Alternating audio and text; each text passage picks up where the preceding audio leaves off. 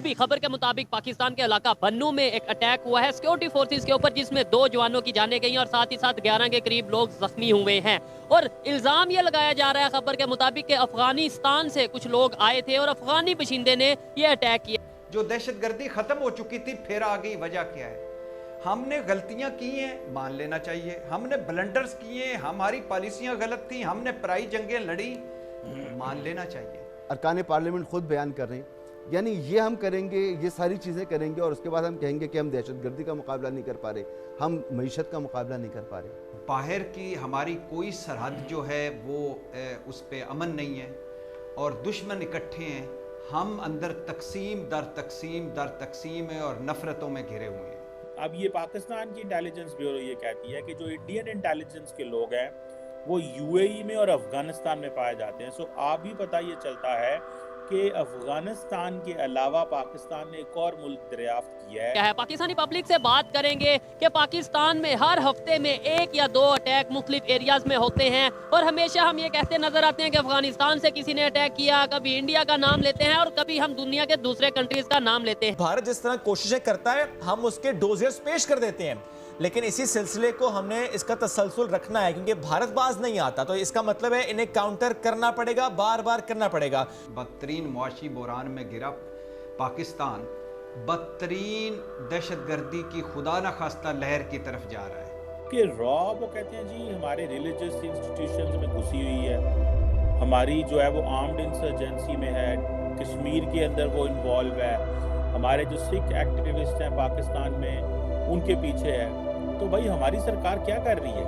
ہماری سرکار صرف اس چیز میں مصروف ہے کہ ہم صرف باتیں کریں گے، ہم جھوٹ بولتے ہیں، مسلم امہ کے سردار ہوتے ہیں ہم، تو آج یہ اسلامی قانون ہوتا ادھر یہ انگریز کا قانون نہ چل رہا ہوتا، شریعہ لو ہوتا، شریعت قانون چلتا۔ جتنی بھی آرگنائزیشنز ہیں یا جنہیں طالبان ہم کہہ لیں عام الفاظ میں، وہ طالبان بنائے کس نے؟ دیکھیں اب یہ تو آپ کو بھی پتہ ہے، مجھے بھی پتہ ہے۔ پاکستان کے اندر بہت سارے ایسی جگہوں کے اندر ایسے نیٹ ورک موجود ہیں، اور وہ کرتے کیا ہے؟ ریسنٹلی کوئی الزام انہوں نے ہم پہ لگایا سال 2 سال 3 سال 4 سال میں؟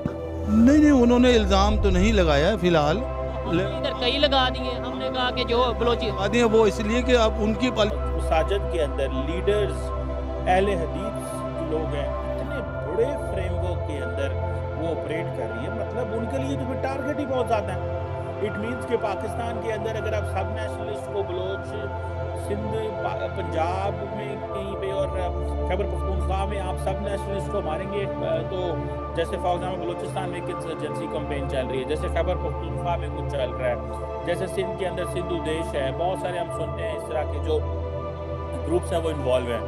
تو اس کے بعد مساجد کے اندر، اس کے بعد جی مدرسوں کے اندر جی لیڈرز پہ حملہ ہو سکتا ہے، جی اہل حدیث کے سیکٹ پہ ہو سکتا ہے، جی شیعہ پہ ہو سکتا ہے، مطلب سارا ملک ہی پھر گیا، تو ان کے لیے تو ٹارگٹ کرنا بڑا آسان ہے۔ It means they have found the fault line, but the question remains that what Pakistan has done, what has Pakistan done in fact to fill the gap؟ کیا پاکستان کر رہا ہے اور ان حوالوں سے کیا جسے وہ کہتے ہیں نا حقیقت کیا ہے کہ جو ہوسٹائل اسپائی ایجنسیز کا نیٹ ورک ہے یہ کیا کر رہا ہے اور ہم نے کیا کیا ہے؟ ٹھیک ہے جی، اچھا اب دیکھیں بندے وہ کہاں سے ڈھونڈتے ہیں پاکستان کے اندر سے۔ ابھی پتہ یہ چلا ہے کہ پاکستان کی جو ایلیٹ رینجر کا ایک پیراملٹری یونٹ ہے اس کے لوگ پکڑے گئے ہیں، اور وہ اب ایلیٹ رینجر کا مطلب یہ ہے کہ رینجر تو فوج ہی ہے نا، ان کے بندے پکڑے گئے ہیں جو کہ را کے بہاف پاکستان میں کام کر رہے ہیں۔ اس کا مطلب یہ ہے کہ بھارت کی جو ڈیپ سٹیٹ ہے وہ پاکستان کے اندر سے بندے خرید رہی ہے، ٹھیک ہے جی، اور اگر وہ پاکستان کے اندر بندے خرید رہی ہے، اب ہوا یوں ہے کہ یہ تھوڑی ہائی لائٹ ڈیولپمنٹس ہوئی ہیں جب سے پاکستان نے یہ کہا کہ جی ہم کشمیر کو ڈپلومیٹک پولیٹیکل مورل اور وہ جو ایجنسی ہے جو ہم بھی وہ آپ مجاہدین کو سپورٹ نہیں کرتے، اور سارے وہ جو لوگ تھے وہ گھر بیٹھ گئے۔ اچھا جب وہ گھر بیٹھ گئے ان کو مین اسٹریم کر دیا، کسی نے دکان کھول لی، کسی نے کاروبار کر لیا، کسی مسجد میں بیٹھ گیا، ٹھیک ہے جی، وہ جہاں جہاں وہ بیٹھے ہیں انہوں نے کیا کیا ہے، اب وہ جو انٹیلیجنس اپریٹس ہے انڈیا کا ڈیپ انسائٹ وہ پاکستان ان کو ڈھونڈ رہا ہے، انہوں نے بہت سارے بندے ڈھونڈ لیے ہیں، उन्होंने बहुत हर चीज़ में हम कहीं ना कहीं इंडिया को कैसे इन्वॉल्व करते थे, खास तौर पे जो भी होता है या इस तरह के इश्यूज होते हैं, हम कहते हैं किया ये बेशक अफगानिस्तान है, एक एग्जांपल दे रहा हूँ, लेकिन उसके पीछे इंडिया है, किया ये बेशक बलोचिस्तान है, उसके पीछे इंडिया। मतलब आपको लगता है कि इंडिया आज 2023 में जिस तरीके से टेक्नोलॉजी में, IT में या दुनिया के दूसरे फील्ड में आगे जा रहा है, उसे इन चीज़ों में इन्वॉल्व होने की ऐसा जरूरत रही है? वो सबसे ज़्यादा आगे जा रहा है अपनी फॉरेन पॉलिसी में। इस वक्त आपको नहीं पता, आप खित्ते में तन्हा हैं। जब अफगानिस्तान का क्रिकेट बोर्ड है ना, तो उनको अपना 20% प्रॉफिट जो BCCI है ना, वो उनको सपोर्ट कर। अफगानिस्तान का पार्लियामेंट इंडिया ने उन्हें बिल्ड करके दिया, उनको थोड़े पैसे दिए। उसके क्रेडिट्स उनके ट्रेंड कर रहे हैं। इंडिया की जो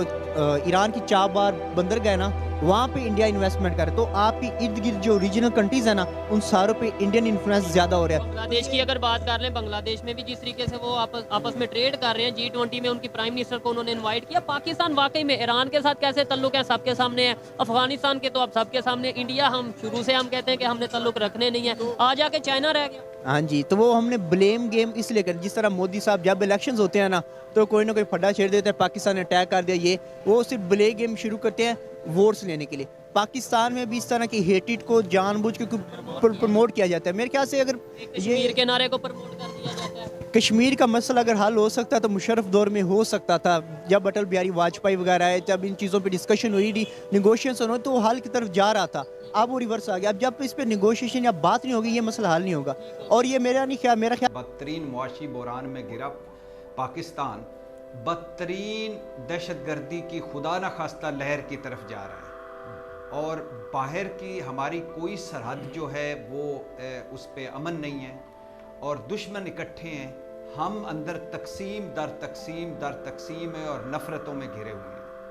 और जो आमिर इलियास राना ने वो एक कहा था पिछले सवाल के जवाब में, वो 100% ठीक है कि वो मुल्क जो रेफ्यूजीज़, इतने बड़े रेफ्यूजीज़ को अपने सर पर बिठाकर वो सारी कुर्बानियाँ देकर आज फिर मशकूक का मशकूक है। वजह क्या है? जो दहशतगर्दी ख़त्म हो चुकी थी फिर आ गई। वजह क्या है? हमने गलतियां की हैं, मान लेना चाहिए। हमने ब्लंडर्स किए, हमारी पॉलिसियां गलत थी, हमने पराई जंगें लड़ी, मान लेना चाहिए। आज क्या करना चाहिए? ज़ीरो टॉलरेंस होनी चाहिए। आज क्या करना चाहिए? अब अपने घर में झांक कर इकट्ठे होकर लड़ना चाहिए। क्या हम इकट्ठे हैं? नहीं है। पिछले 15 महीनों में क्या हुआ? 9 मई का स्याह दिन, तारीख दिन, शर्मनाक दिन एक तरफ रख दें, क्या कर रहे हैं हम अपने साथ? अपने घरों में क्या कर रहे हैं? कब हम सोचेंगे? देखें, ये जो कौमी असम्बली थी, ये जो मैंडेट था, ये जाली था। PDM ने कहा ये अधूरी असम्बली है अभी भी। और इससे पिछले 15-16 महीनों में हमने क्या किया?